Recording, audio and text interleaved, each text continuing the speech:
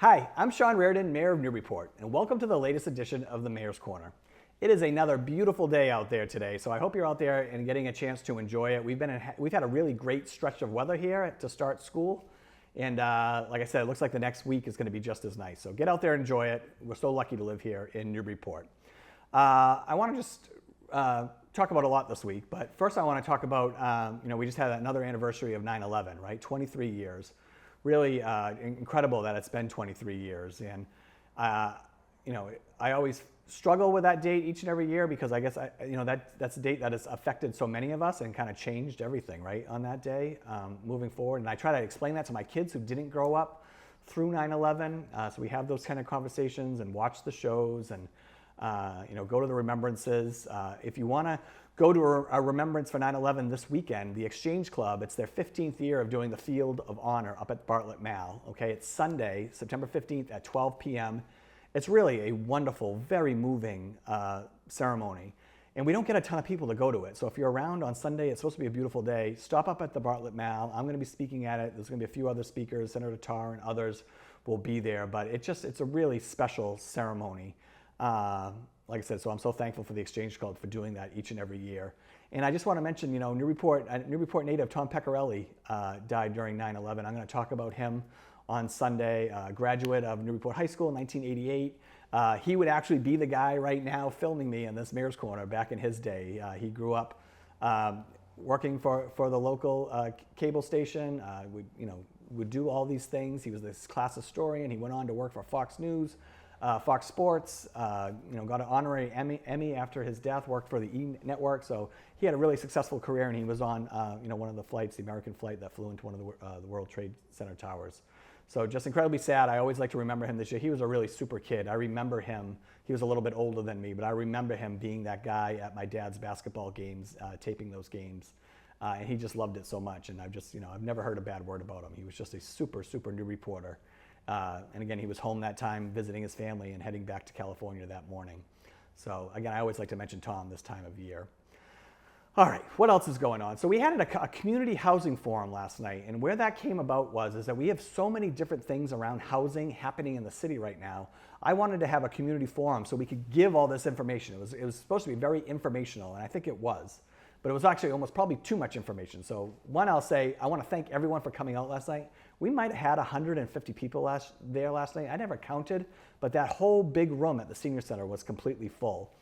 We had great speakers. We had Gerard Witten from the Merrimack Valley Planning Commission. We had Representative Don Shan. We had people from the Affordable Housing Trust. We had Tracy Watson from the Newburyport Housing Authority. And then we had our planning director, Andy Port. And then I kind of spoke as well throughout the presentation. But we have a lot going on, right? And there's a lot of different pieces of that. So I just want to highlight a couple of things that we were trying to get across last night. First of all, there's been legislation passed in the state that we have to meet, right? MBTA communities is one of those, right? And that's just trying to entice more housing development, right? I mean, I think everyone's heard we've had a housing crisis here in Massachusetts. We're a $200,000 unit deficit in our housing stock, right? And so how do we make that up? We also have droves of people leaving Massachusetts, particularly younger people between the ages of like 26 and 32 or 34 that are leaving the state at record rates because they can't afford to live here, right? So how do we do that? Like, how do we make it more affordable by creating more supply because the demand is so heavy, right? We see it every day here in Newburyport, right? The minute a house goes for sale, it sells pretty quickly, sometimes even over asking price, right? So we just don't have that housing stock right now.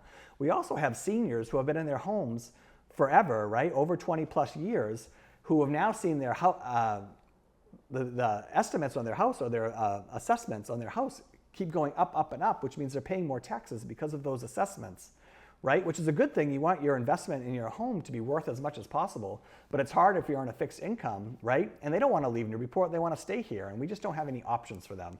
So what we wanted to do, and what the state's trying to do with their legislation, first with MBTA communities, we came up with a great plan on how to meet that, right? We're going to build off our 40R district, our smart growth district right around the train station, right? That already has a lot of that housing accounted for there, and then we're just capturing some other parcels around that. So it's really an extension of that. And we've sent that off to the state. They're going to send it back, and then City Council will have to approve. But we're in a really great spot. And you've probably heard there are some places in Massachusetts that aren't in great spots as far as meeting MBTA communities. So we're lucky that we have some options here and that we have some good options to move forward with. The second piece is the Affordable Homes Act that was just signed by Governor Healy. And that has pieces of legislation that we're going to have to deal with here in Newburyport. And the biggest one is around accessory dwelling units, or called ADUs, right? We just got past STRUs, and now we're working on ADUs. But that's a piece that I know a couple of councilors, Harmon and Khan, have already been working on. And so that's something the council is going to take up this fall, right? So that's another piece that all we're trying to do is comply with the state at this point, right? And then we also have a lot of housing possibilities that are out there right now, right? Let's talk about the one that the city controls right now, and that's the Brown School Adaptive Reuse, right? You've heard me talk about this. We're going through a process. We got 3 responses to an RFP. I put a little advisory group together. We've had interviews with the 3 applicants, and now we're going to get some written responses from the applicants, and then eventually we'll submit something into City Council, and they will decide how to move forward. But of course, we're really prioritizing senior affordable housing there and maximizing as much housing as we can there without burdening the neighborhood. And that's the balance point, right? So I'm looking forward to hopefully, going with one of these plans, or that can be a little bit more flexible, because I don't think there's a perfect plan out there right now. But I'm looking forward to that City Council discussion about how we can utilize that space that we have control over right now because we own the Brown School. The rest of the developments happening around in the city, or possible developments, are all privately owned, right? Minco down at the train station has that 3rd building that they want to build at Haley's, the old Haley's site. So that hopefully will be, break ground next spring. We have the Kmart development that is proceeding forward. Next week, the council is going to continue their discussions around an overlay district for the Kmart site in Story Ave. But we're still having conversations with Port Plaza and Kaplan around a possible friendly 40B. So we are working on a development agreement with them. Again, that 40B process is a little bit different. The 40B process, you can actually, because we're not in safe harbor status, meaning we out of our available housing stock, we don't have 10% of it that's affordable. We're actually under that right now. So we're susceptible to those 40B developments. That means a developer can come in, and as long as they meet a certain threshold, all rentals and at least 20% affordability, they can go ahead and bypass all of our local zoning, right? Which again, that can be scary, right? Think about Waterfront West. This was talked about before.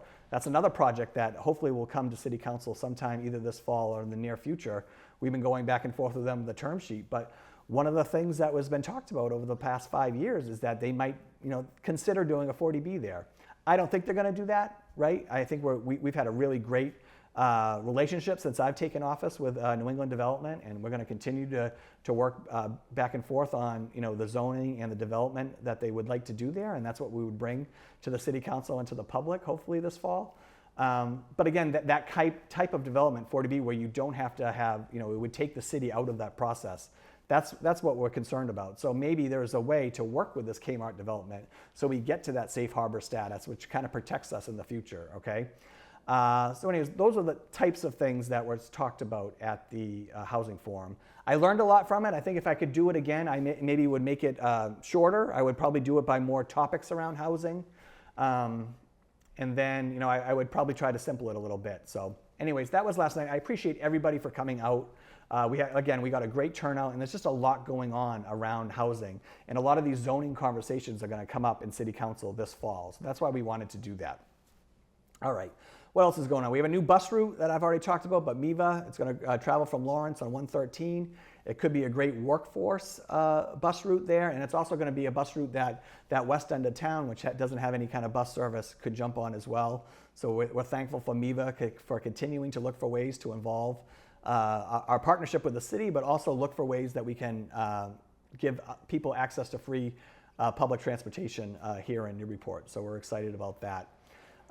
Just street work. We're trying to finish up the streets, so thank you for bearing with us. Johnson Street will be finished soon. We're going to move to Middle Street to do the sidewalks there, and then on to Eagle Street, and then we'll come through with the final layer of pavement. So we're excited about that. But yeah, again, these sidewalk projects just take a long time, but they're going to look so great when they're done. So thank you for your patience.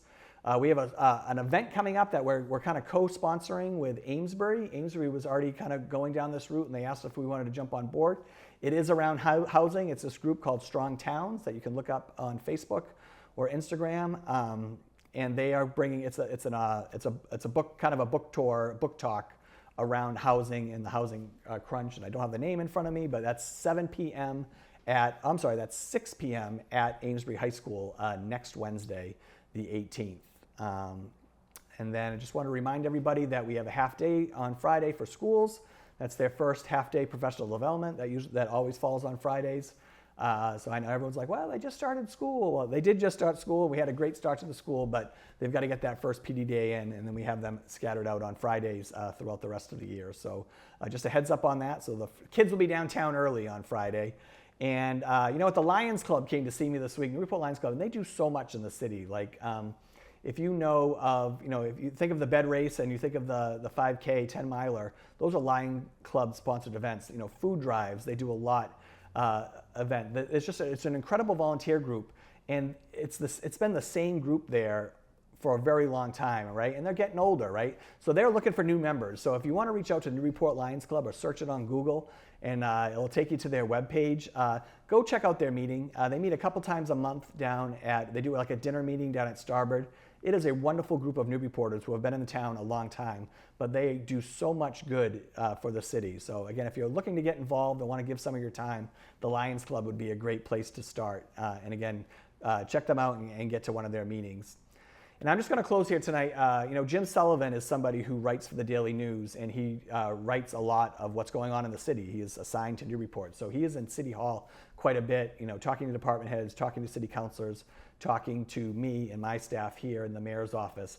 And his mom passed away last Saturday, Carol, and I got to meet Carol about a year ago, and she was a real hot ticket. So I didn't know her incredibly well, but you could tell she was just a hot ticket who really loved life, loved her sons, particularly Jim, who did such a good job taking care of her this last year as she was battling cancer. But the wakes on Friday and the funerals on Saturday. So again, everyone out here at City Hall is sending their thoughts and prayers to Jim, and we look forward to seeing him soon. But just know that we're all thinking of him.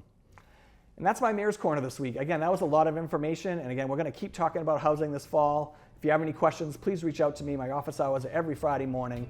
But I will see you all next time on the Mayor's Corner.